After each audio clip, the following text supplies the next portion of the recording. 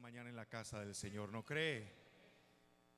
Somos privilegiados porque siempre podemos estar en cualquier otro lugar, pero Dios en su fidelidad nos permite estar en su presencia y estar en su casa. Yo quisiera compartir con ustedes esta mañana un tema donde quisiera que me acompañara a hacer un breve recorrido por lo que de alguna manera Dios tuvo la intención de dejarnos saber al respecto de lo que es adoración, de lo que tiene que ver con la música. Lamentablemente hoy probablemente muchos de nosotros tradicionalmente hemos interpretado el hecho de que adorar es cantar únicamente y nos perdemos quizás una buena parte de la vida de adoración que podemos tener delante del Señor al solamente hacer esto. He oído por ya algunos años personas que hablan al respecto de la adoración y que cuando hablan de la adoración hay que de alguna manera incluir en eso la música, y que cuando nosotros logramos incluir la música al respecto de la adoración, cuando hacemos eso, la mayoría de veces quizás nos dejamos llevar solamente por el orden que están los libros de la Biblia, y tal vez pasamos por alto algunos libros de la Escritura que quizás suelen ser incluso más antiguos que el libro de Génesis. He oído a muchas personas que hablan acerca de que la música en la tierra está contaminada, y no lo dudo. Sin embargo, pensamos que la manera como la música viene y la música como tal puede estar contaminada. Y entonces lo que hacemos es adoptar un estilo musical, un género musical, y decir: esta es la música de Dios, llamándole así a la música que solamente nos gusta a nosotros. Yo pienso que si vamos a establecer de alguna manera el tipo de música que vamos a cantar, o el tipo de música con el que nos vamos a sentir cómodos, pienso que una de las primeras cosas que deberíamos de establecer es si a Dios le agrada lo que cantamos. Yo no sé si en algún momento de la vida usted se ha planteado esa idea y se ha preguntado: ¿será que a Dios le gusta lo que yo canto? ¿Será que Dios disfruta lo que yo canto tanto como a veces lo disfruto yo? Porque si se da cuenta, generalmente nosotros tomamos cierto género musical, ciertas canciones, y si nos gustan a nosotros, automáticamente nosotros inferimos que también le gusta a Dios. Y entonces una buena pregunta para hacerse esta mañana es: ¿qué música le agrada a Dios? ¿Será que a Dios le agrada absolutamente toda la música?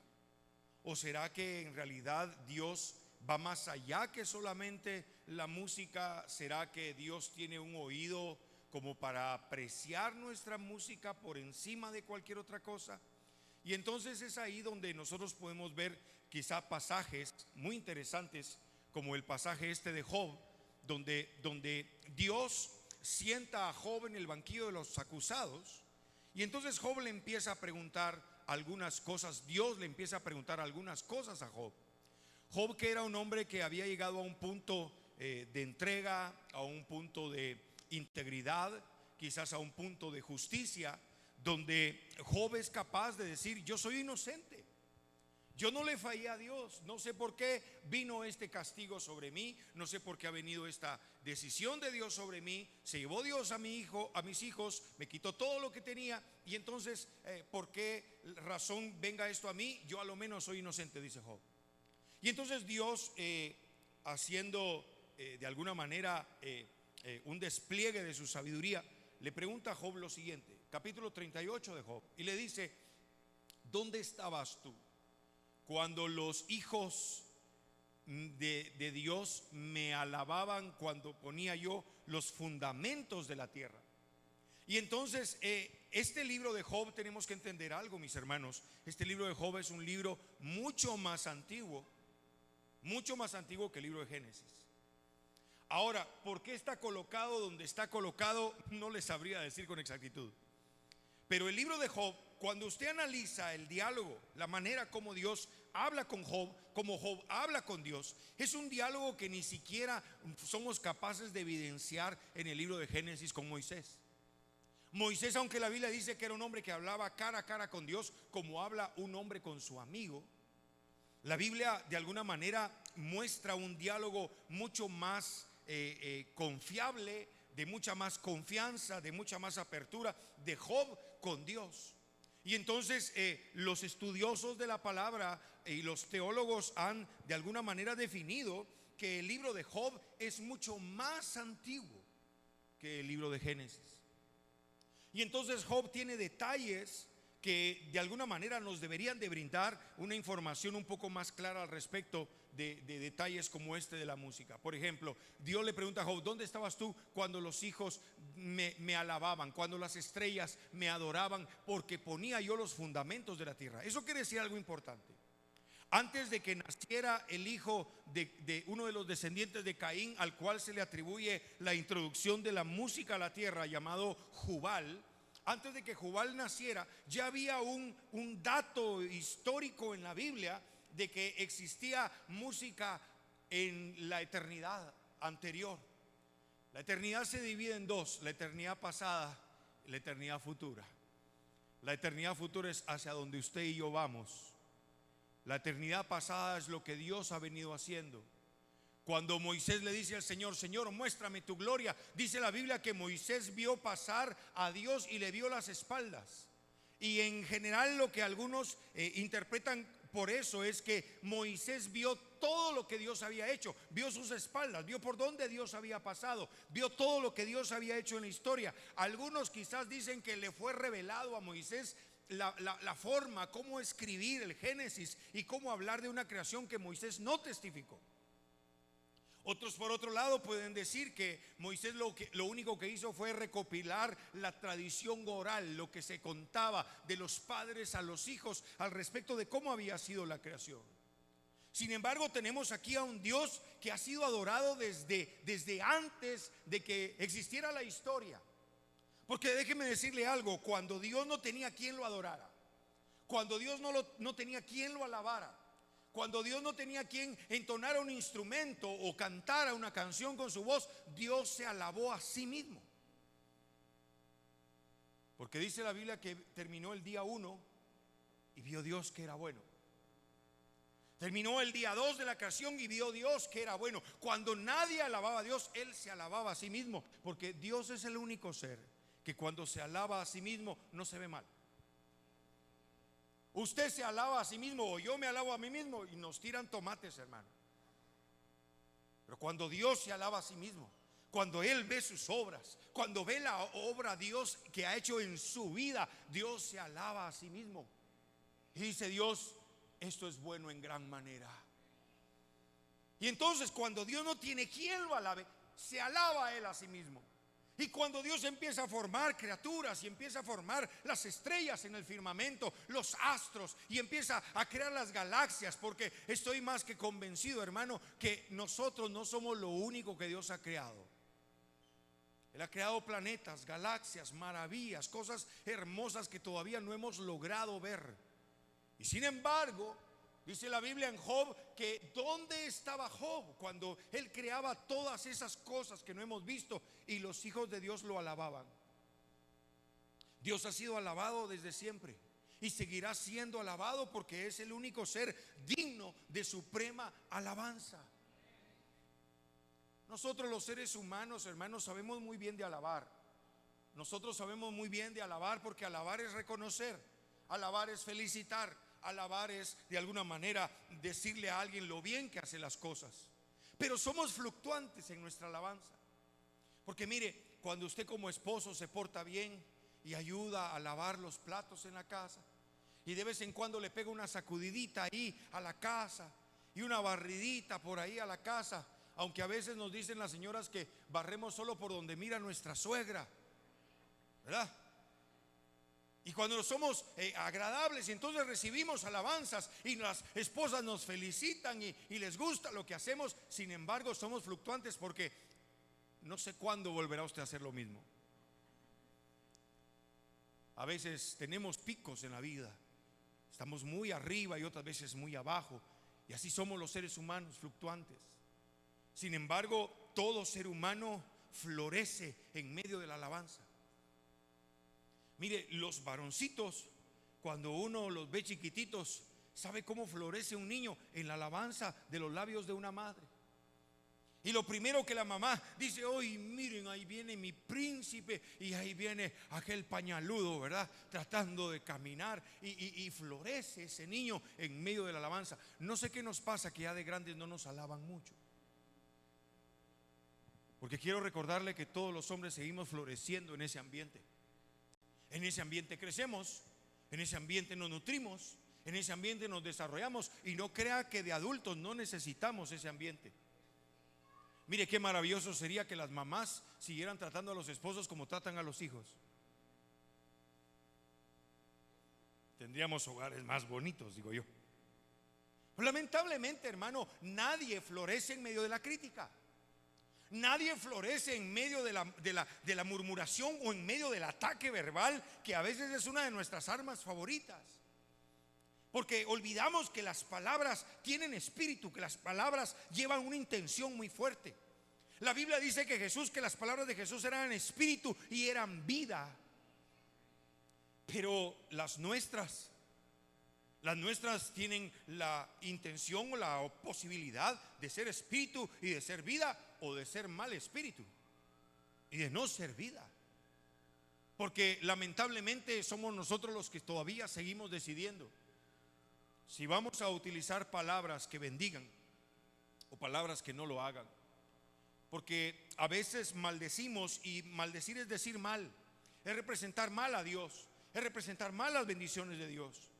Y entonces tenemos un Dios que empieza de alguna manera a ser alabado. Y créame, la gente que recibe alabanza siempre se acerca a los que lo alaban.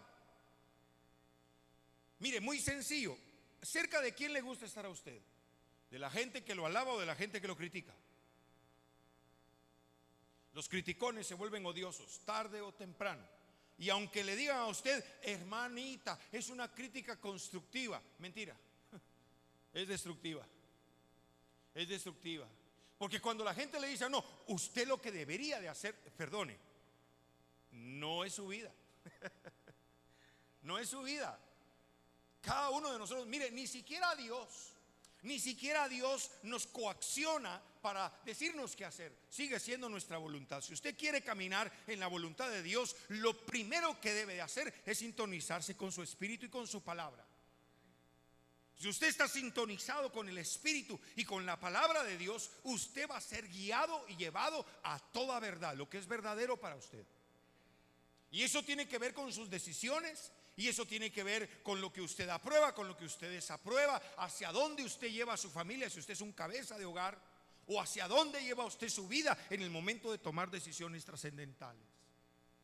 Es muy importante, hermano, porque generalmente estamos tomando siempre decisiones. Hay 3 decisiones que yo creo que han sido las básicas en la vida. Número 1, ¿qué voy a hacer en la vida? ¿Qué va a hacer usted? ¿A qué se va a dedicar? ¿En dónde va a enfocar usted sus fuerzas? Número 2, ¿de quién se va a hacer usted acompañar de la vida? Porque en la vida se necesitan compañeros. Bueno, los hombres una compañera y las mujeres un compañero. No muchos, ¿verdad? Uno. Y lo tercero importante es: ¿a quién va a considerar usted el salvador de su vida? Porque el salvador de su vida está establecido que es uno. Dice la Biblia: solo existe un mediador entre Dios y los hombres, Jesucristo, hombre. No hay otro. No hay otro. No hay otro. Por más que pueda aparecer alguien por ahí, por más que algo pareciera ser nuestro salvador, porque hermano, cuando viene la crisis, usted empieza a buscar de qué aferrarse, a qué aferrarse. Y probablemente algunos tengan la dicha de tener una buena cuenta de ahorros y se aferran a la cuenta de ahorros. Otros probablemente tienen una profesión ya aprobada y ya establecida y se aferran a su profesión. Es muy probable que usted se aferre a un negocio, usted se aferra a una empresa, usted se aferra a una familia de abolengo. Usted puede aferrarse a cualquier cosa. Todo tiene la tendencia a debilitarse, a quebrarse y a terminarse. Cristo es el mismo de ayer, es el mismo de hoy y será el mismo por los siglos de los siglos. Por eso la Biblia dice que Dios habita en la alabanza de su pueblo, porque es un Dios que se acerca a aquellos que lo alaban. Porque déjeme decirle algo, hermano, emocionalmente hablando, hay momentos donde es difícil alabar a Dios. Es difícil alabar a Dios. En el luto es difícil alabar a Dios. En la pérdida es difícil alabar a Dios. En la perplejidad es difícil alabar a Dios. Pero aquellas personas que logran alabar a Dios por encima de sus estados emocionales son personas que logran trascender de alguna manera. Son personas que dan un paso hacia el frente, hermano, y ese paso es un paso firme, porque ese paso cuenta con la sobrenaturalidad de ser sostenidos por Dios. Por eso es muy importante, hermano, que cada vez que nos acercamos a ofrecer un sacrificio de alabanza a Dios, un fruto de adoración a Dios, consideremos lo que el hijo de Abraham consideró. Y aquí le voy a pedir que vayamos al capítulo 22 de Génesis, donde existe un primer relato importante acerca de la adoración, y tiene detalles muy interesantes que nos van a aportar de alguna manera algunos principios interesantes para hablar hoy. Capítulo 22 de Génesis. Ahí está el relato cuando Abraham es invitado por Dios a ofrecer adoración, o a lo menos Abraham define eso como adoración. Y entonces dice ahí la escritura que es llevado el hijo de Abraham, Isaac. ¿Recuerda usted cómo viene ese muchacho a la vida de Abraham? Abraham y su esposa Sara eran ancianos. Abraham ya le había dado sus 100 vueltas al sol, ¿verdad? Sara era una mujer de 90 años. Y entonces cuando el ángel y los seres celestiales llegan ahí con Abraham y le dicen que el año que viene Abraham estará recibiendo un hijo, la Biblia dice que Sara se ríe. Y por eso le ponen al muchacho Isaac, que significa sonrisa. Sara se ríe como usted y yo nos reímos cuando Dios dice que va a hacer algo y nosotros decimos, nada, ¿qué va a andar haciendo Dios eso conmigo? Como cuando usted le dice al Señor y le da una promesa al Señor y le dice, vas a salir de donde estás, y usted dice, ay Dios, he estado 20 años metido en esto. Como cuando el Señor le dice, tu hijo va a volver a mis caminos, usted dice, ese muchacho se perdió ya. Y entonces nos da risa eso que Dios dice que va a hacer con nosotros. A Sara le dio risa, y creo que no fue por ella, fue por Abraham. Porque el viejito tiene 100 años. El viejito hay que llamar a la grúa para que se levante la cama. Ella veía hacia su esposo y decía, no, ya no es posible. Ya no es posible. Y entonces ella se ríe. Y entonces aquello que Dios le dio a Abraham como una bendición, Abraham le cambió la naturaleza y se convirtió en su todo. Tengamos mucho cuidado de que las bendiciones de Dios no se vuelvan en nuestros todos, porque tristemente amamos más en ocasiones las bendiciones de Dios que al Dios de las bendiciones. Y nos olvidamos que la fuente de todo lo que tenemos es Dios, y que en esta vida todo se acaba. Que en esta vida estamos gobernados con una ley que dice que todo lo que sube tiene que bajar. Y aquí todo se acaba, mis hermanos.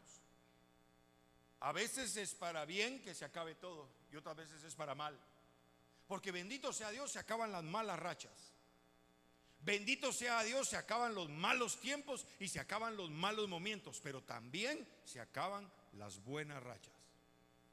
Eso quiere decir que si hoy usted está en un nivel de su vida donde está gozando y disfrutando y usted está pleno y todo, va a venir un momento en el que usted no va a estar así. Y entonces para esos momentos dice la Biblia que es bienaventurado el hombre que edifica su casa sobre la roca. Porque sabe que venga lo que venga y pase lo que pase, va a poder estar aferrado y establecido a algo que no se va a mover tan fácilmente. Por eso la mejor alternativa que nosotros tenemos en los momentos críticos, que hermano, perdone, no hay excepciones, todos pasamos por momentos críticos en la vida. Ahí está el jovencito que la muchacha le dijo que ya no 18 años, 19 años, 20 años, no sé cuánto. Y él dice, es que ella era el amor de mi vida. Tiene 18 años y hay más de 6.000 millones de personas en el mundo, mi hijo. Y piensa que no hay otra persona. Dicen por ahí las estadísticas que para cada hombre hay 7 mujeres, pero no para él, ¿verdad? Además de él. Y entonces aquí es donde nos tenemos que poner a pensar. Cada uno vive sus crisis, porque la peor crisis es la que pasamos nosotros mismos. Hermanos, a veces vemos gente que le va muy mal y muy difícil en la vida, pero una vez no sea en nuestros zapatos, no está tan complicado. Pero el día llega en que a cada uno de nosotros lo va a visitar esa señora llamada crisis. Y entonces una de las primeras cosas que necesitamos hacer de inmediato es conocer a Dios en medio de la crisis. Déjeme recordarle algo, Él sigue siendo el Dios del pánico. En el pánico todos corren a Él. En el pánico hasta los ateos dicen, ay Dios mío, dicen. Porque en el pánico es donde Dios se deja ver y se deja conocer. Por eso, hermano, mire, no hay que ser tan pesimistas ni hay que ser tan opuestos a los momentos difíciles. Y hay que entender que en medio de las tribulaciones nosotros podemos tener una revelación cada vez más clara de Dios. ¿Cómo conoces al Dios sanador si no has pasado por enfermedad? ¿Cómo conoces al Dios proveedor si no pasas por la escasez? ¿Cómo conoces tú al Dios misericordioso si no pasas por momentos donde toda la culpabilidad del mundo parece que está sobre tus hombros? ¿Cómo pasamos por los momentos donde lo conocemos como Salvador si siempre andamos seguros de todo? Es necesario, hermano, pasar por este tipo de angustias. Y entonces Abraham, Dios lo visita y le dice, dame a tu hijo, al que amas, dámelo. Porque recuerde, Abraham tenía otro hijo, el hijo de la carne, el que convivía juntamente con el del espíritu. Ese hijo que un día Sara, al ver que el muchacho se burlaba de su hijo, le dijo, echa a la criada y a su hijo. Sara olvidó que esa bola de nieve que ahora era una avalancha la había iniciado ella.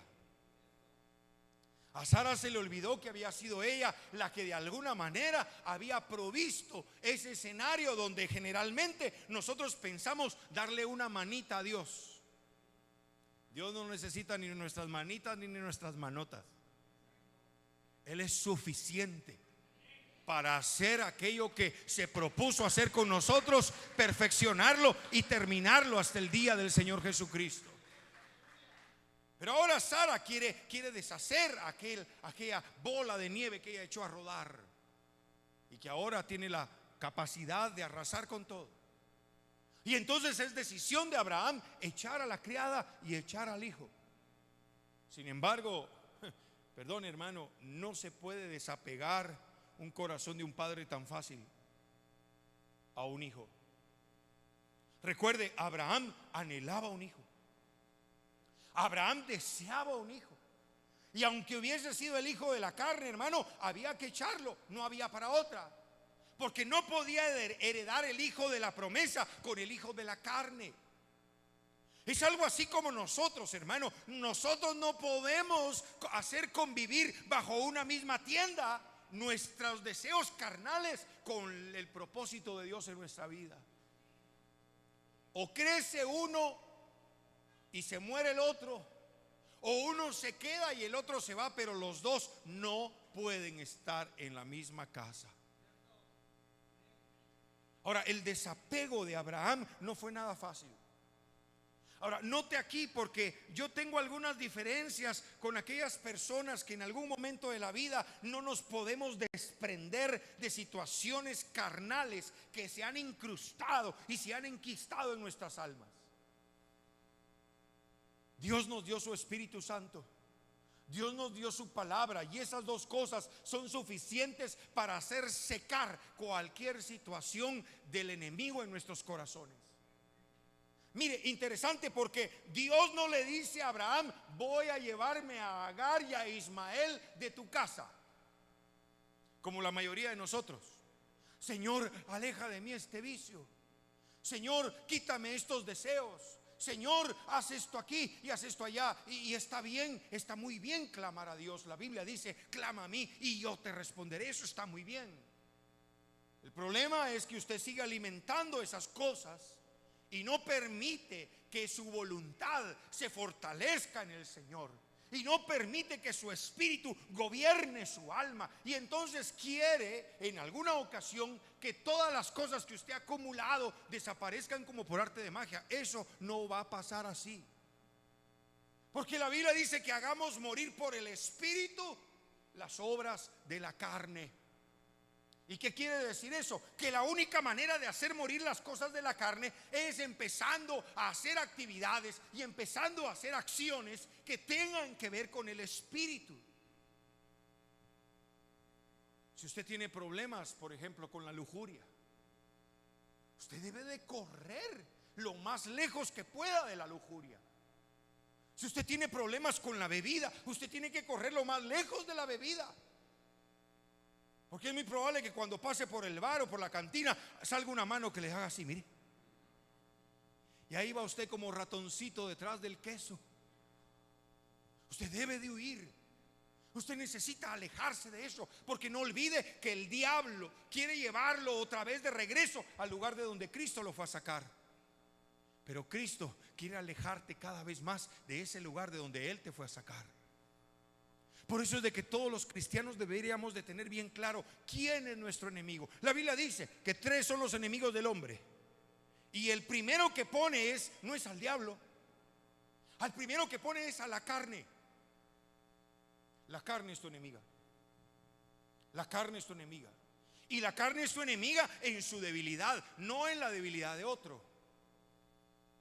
Porque generalmente odiamos las debilidades en otros, que curiosamente son también nuestras debilidades. Cuando usted mira una chismosa, dice, uy, es que esa hermana qué chismosa. Ah, ¿y usted? Por eso, hermano, es importante que en medio de nuestra debilidad, que en medio de nuestra necesidad, nosotros no dejemos de alabar y de glorificar a Dios.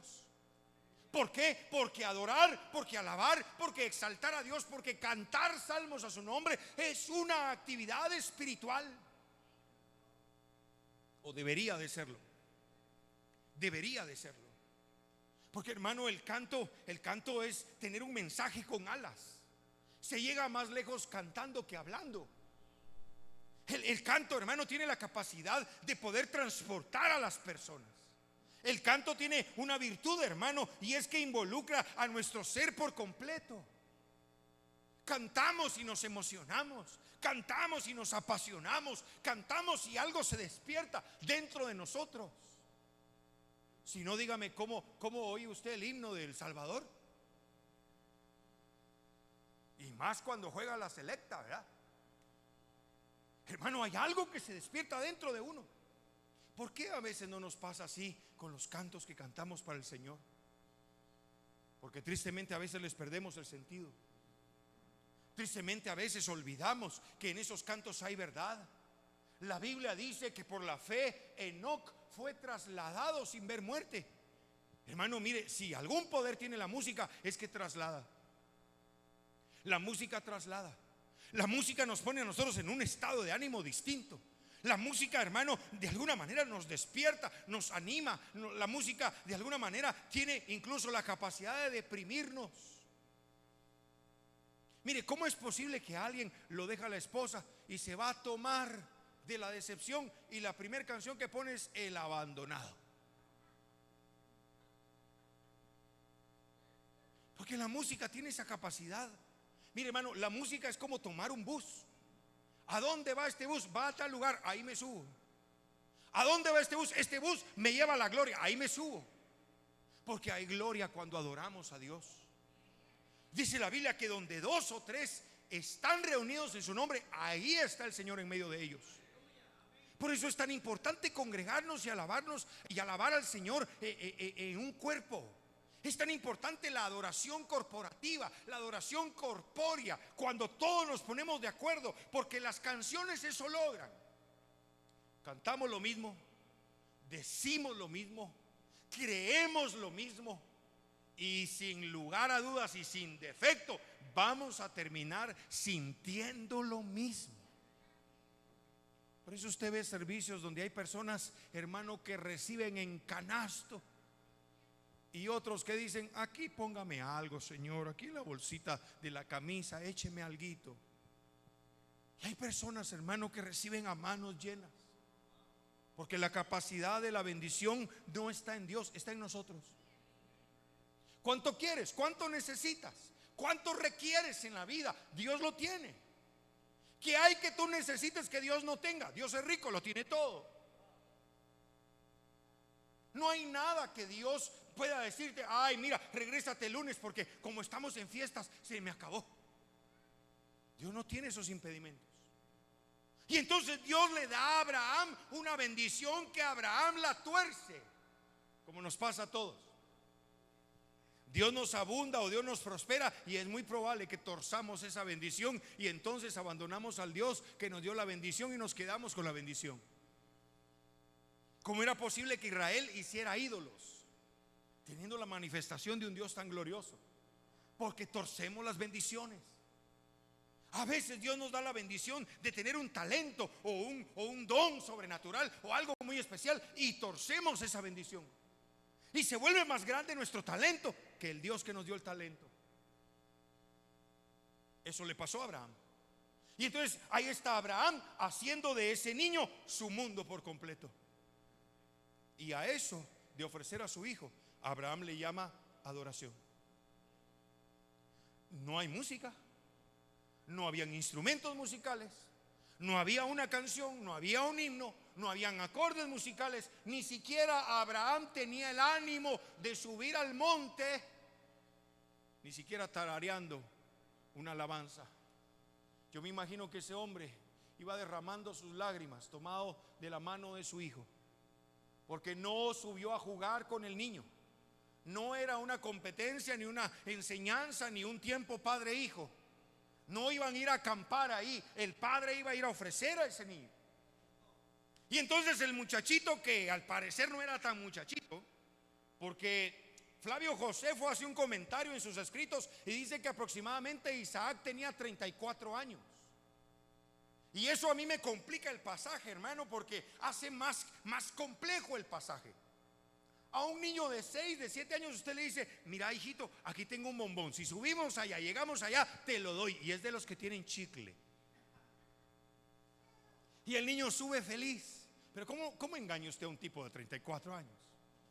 ¿Qué le tiene que ofrecer para que suba? Porque el niño cuando empieza a ascender con el papá, le dice al papá una pregunta trascendental. Le dice: papá, aquí está el fuego, aquí está la leña y aquí está el cuchillo. ¿Dónde está la ofrenda? ¿Dónde está el sacrificio? Y es una pregunta que debemos de hacernos hoy. Usted vino a adorar. Aquí están los hermanos ya listos, los instrumentos, el sonido, las sillas, los hermanos que sirven, etcétera, etcétera. ¿Y dónde está el sacrificio? ¿Qué trajo usted a sacrificar a Dios? Porque sacrificar es algo que voy a dar y me va a costar. Me va a costar. Me va a costar.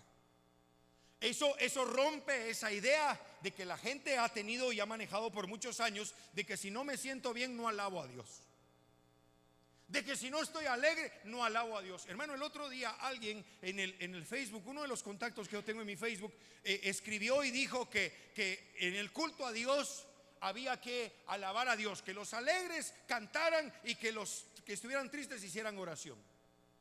Y entonces yo me planteé la idea y le escribí, le pregunté: hermano, ¿y cómo le hacemos para saber cuántas personas vienen alegres al culto y cuántas tristes?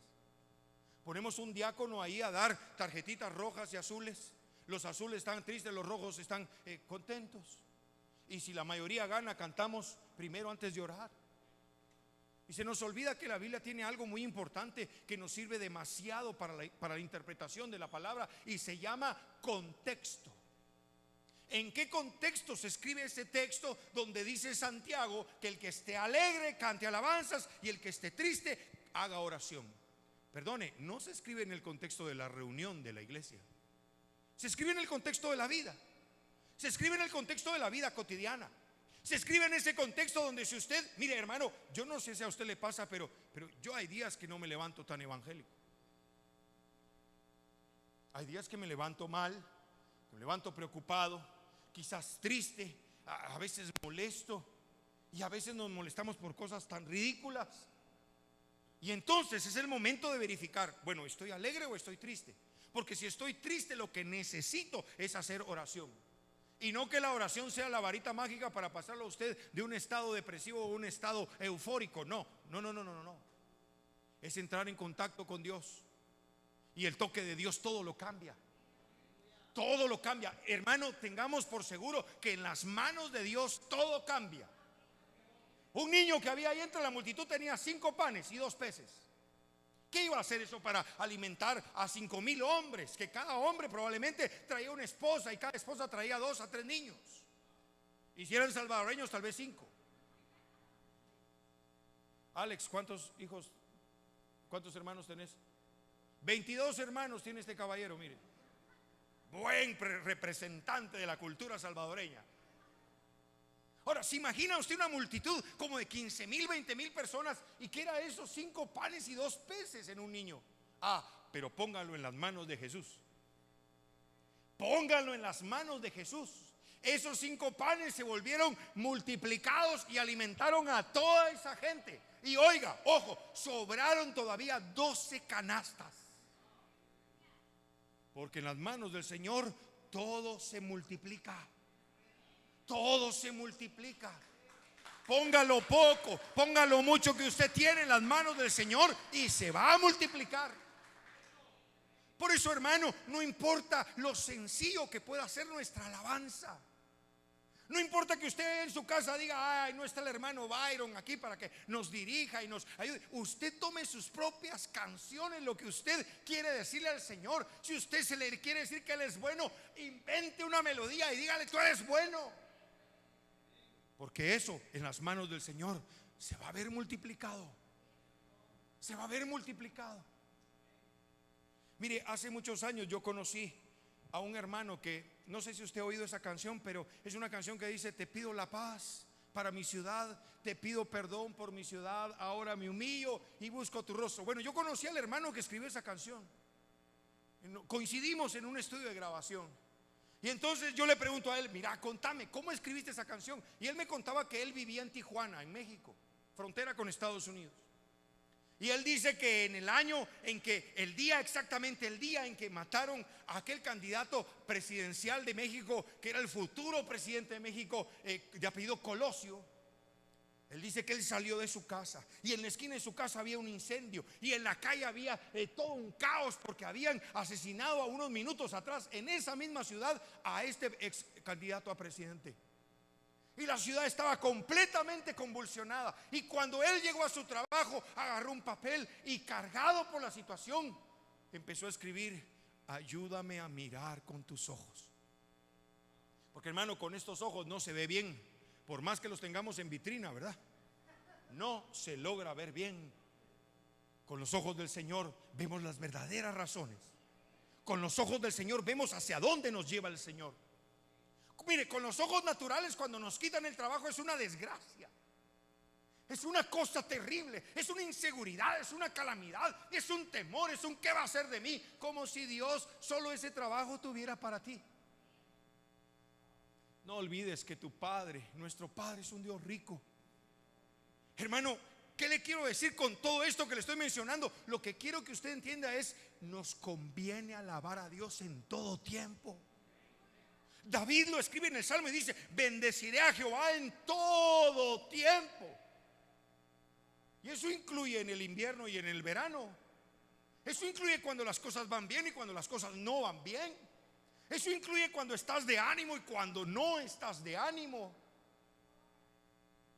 Eso incluye alabar a Dios incluso en los lugares donde pareciera que a Dios no se le alaba.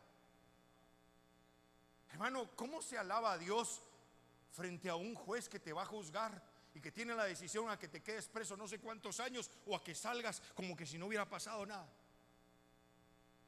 ¿Quién cree que estar en una morgue es un lugar para alabar a Dios?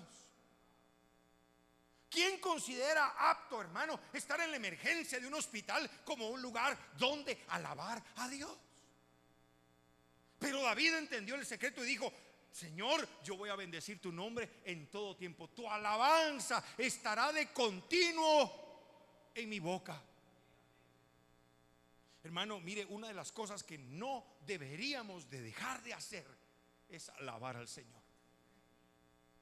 Porque soy de los que creen y de los que piensan, y trato de hacer eso un código en mi vida, de que todo empieza con alabanza y todo termina con alabanza.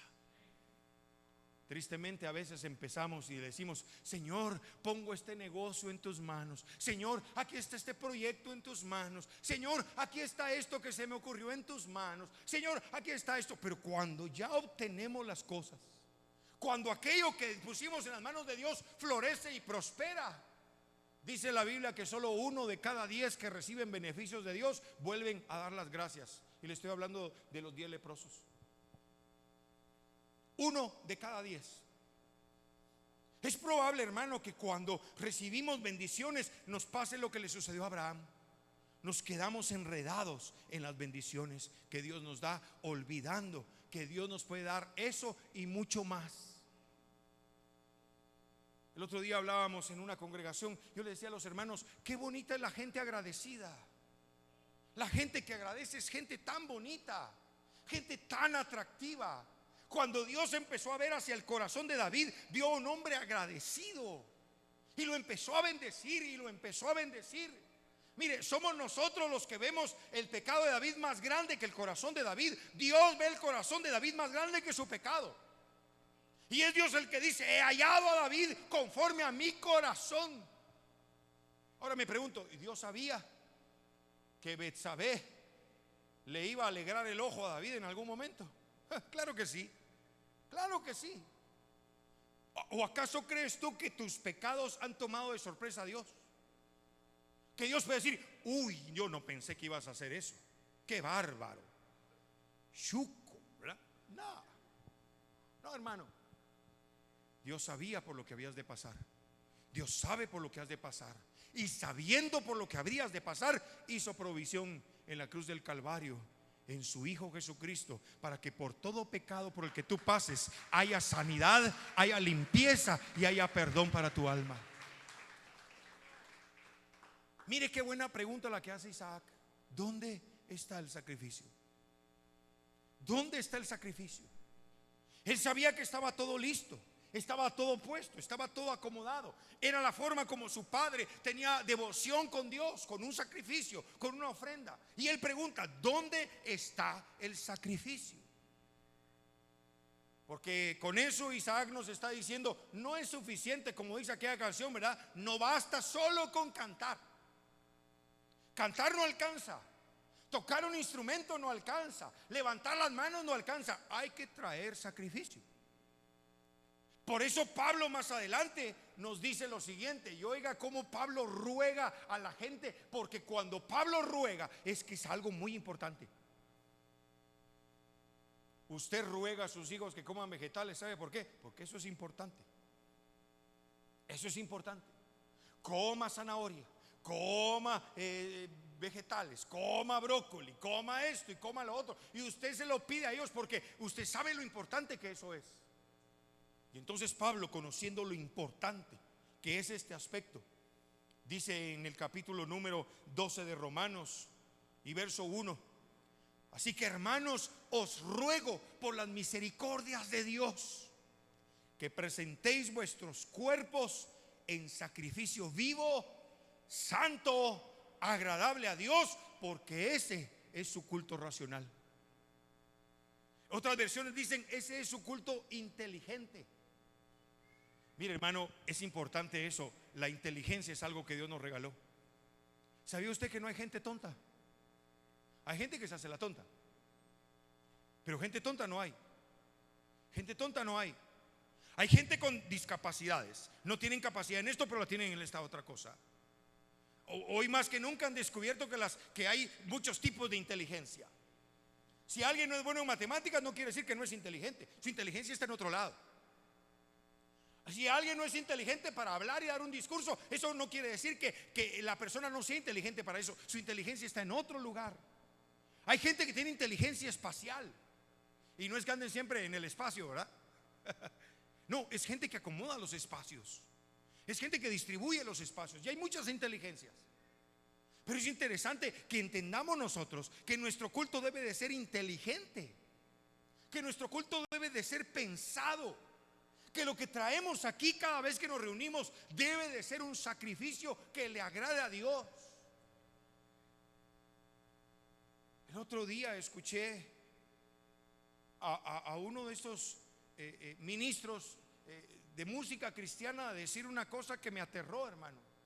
Y este hombre decía que está descubierto científicamente la producción de dopamina cuando la gente oye música que le gusta. Y la dopamina es una hormona que es llamada también por los científicos la hormona de la felicidad. No sé si a usted le pasa, pero hay gente que no puede hacer nada si no tiene música. Hay gente que para hacer algo tiene que poner música. Hay gente que se sube al vehículo y si no oye música va aburrido. Y hay gente que necesita música para todo. Y entonces, hermano, aquí es donde yo quiero apelar un poquito a esta verdad que estoy tratando de compartir con usted, porque tiene mucho que ver que nuestra adoración a Dios, que nuestro culto a Dios esté cargado de algo más que música. ¿Se imagina que hoy quitáramos la música del culto? ¿Cuánta gente no diría: ay, qué aburrido?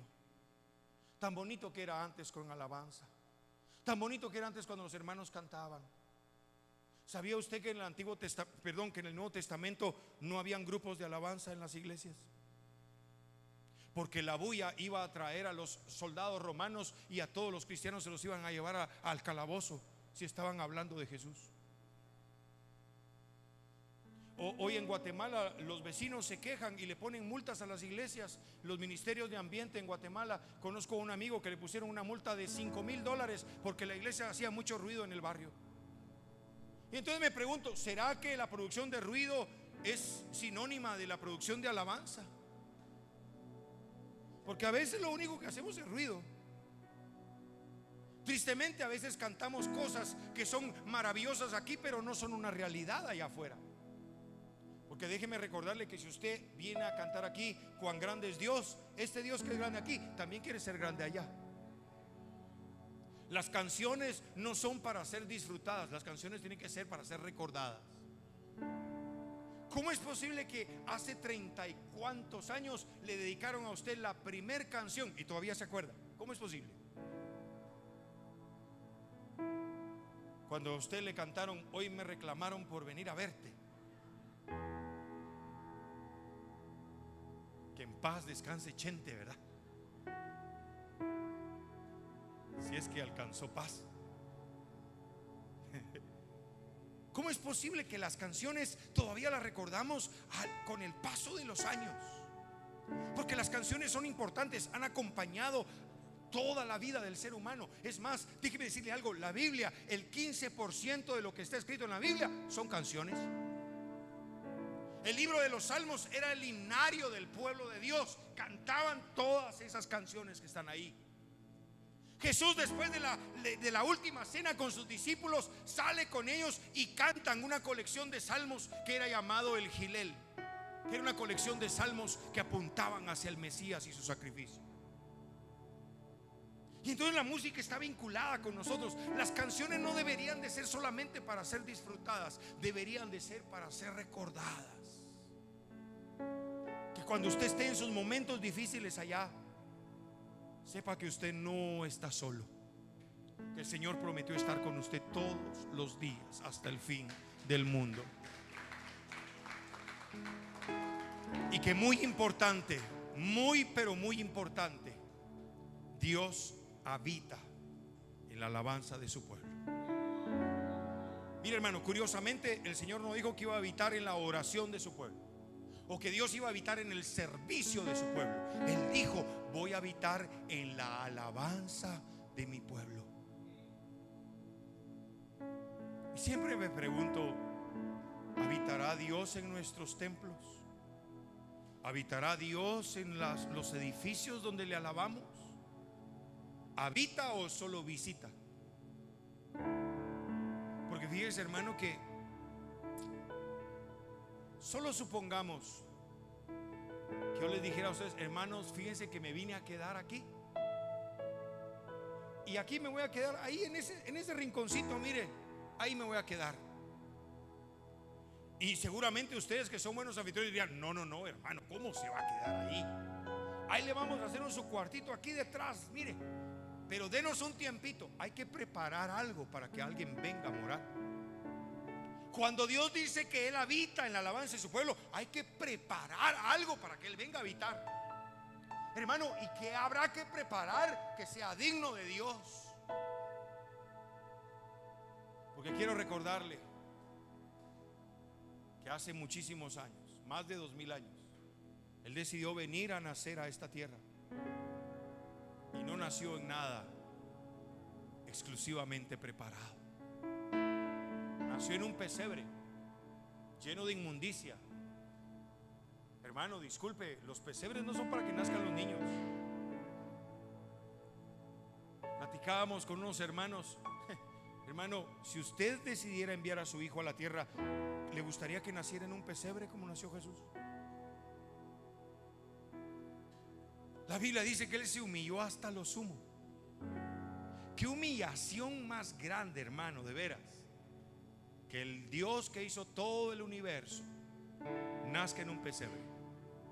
Qué humillación más grande que a la mujer que Él hizo que produjera leche le estaba dando de lactar. Qué humillación más grande que la mujer que Él hizo que hablara y que coordinara su cerebro, palabras, y las articulara en su boca, le enseñara a hablar. Qué humillación más grande. Jesús se humilló hasta lo sumo.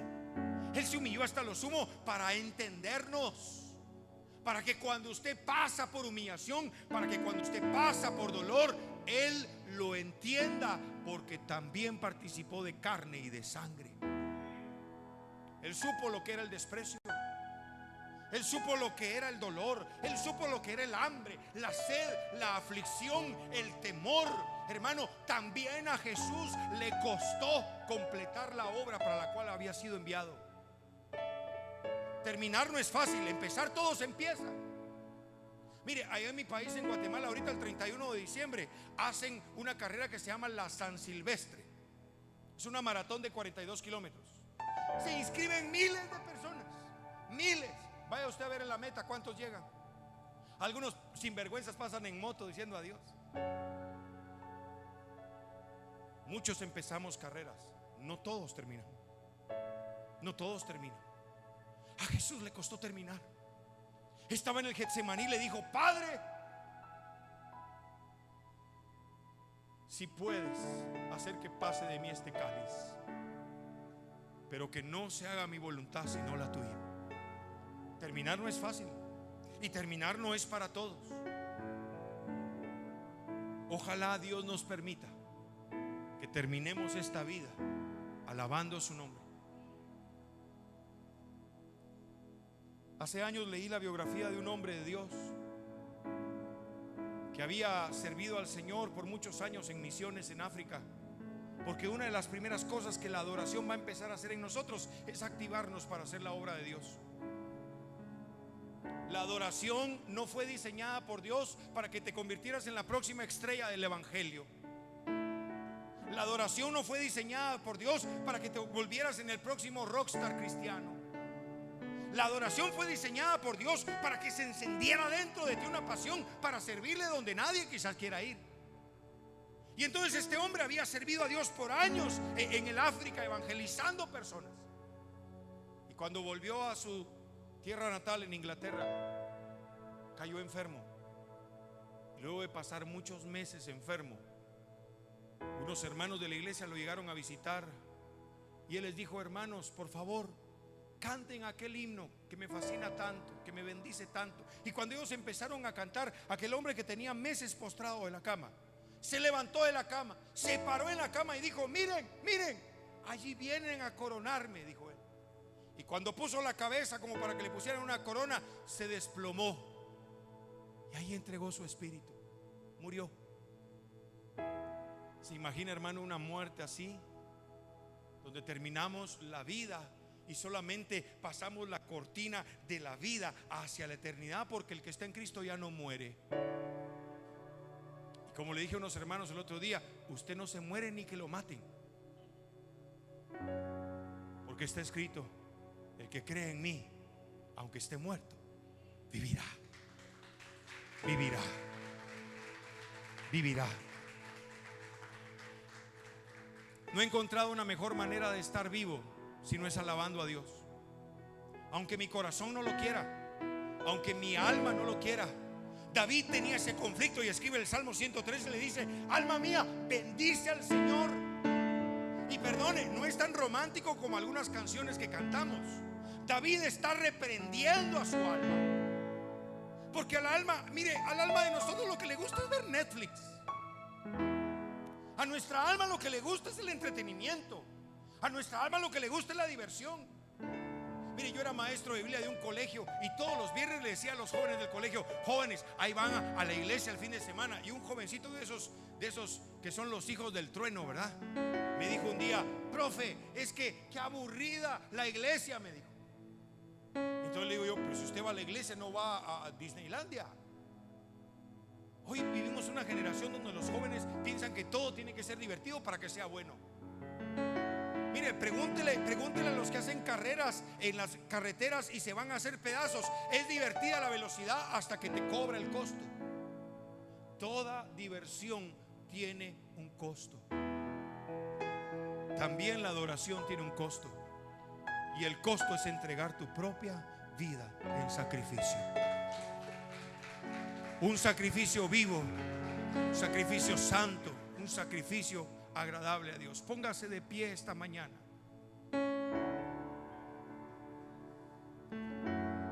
Y cerrando sus ojos y levantando sus manos, quiero animarlo para que hoy le diga al Señor: Señor, aquí está mi vida. Los apóstoles le dijeron a aquel paralítico: no tengo oro, tampoco tengo plata, pero lo que tengo te doy. ¿Qué es lo que tiene usted hoy para entregarle al Señor? ¿Qué es lo que usted tiene para entregarle al Señor? Porque déjeme decirle que nada es más valioso que la vida. Nada es más valioso que la vida. Hoy hay personas que tienen mucho dinero, pero darían todo ese dinero por poder respirar. Hoy hay personas que tienen muchas cosas importantes, que la darían a cambio de la vida que se les está esfumando y que se les está yendo de entre las manos. Hoy, Señor, te entregamos la vida. Hoy toma todo lo que tenemos, Señor, nuestros sueños, nuestras ilusiones, nuestros proyectos, lo que hemos anhelado en la vida, lo que hemos entendido que nos estás guiando y conduciendo, Señor, y orillando a hacer en la vida. Lo venimos a poner de nuevo a los pies de tu altar, Señor. Hoy te rendimos nuestro ser, te damos nuestro corazón, Señor. Todo lo ponemos al estrado de tus pies, como aquellos 24 ancianos en la visión del Apocalipsis, Señor, que toman sus coronas de sus cabezas y las ponen a tus pies. Hoy lo más valioso que tenemos, Señor, es esta vida. Es esta vida, no tenemos otra cosa más importante. Esta vida ha sido el vehículo para conocerte, el vehículo para disfrutarte, Señor. Pero también, lamentablemente, ha sido un vehículo que en ocasiones nos ha traído desgracia y destrucción. Hoy, Señor, venimos delante de ti a ofrecer nuestra vida. Venimos, Señor, a vaciarnos delante de ti. Todas las cosas que creemos valiosas, Señor, las ponemos a tus pies.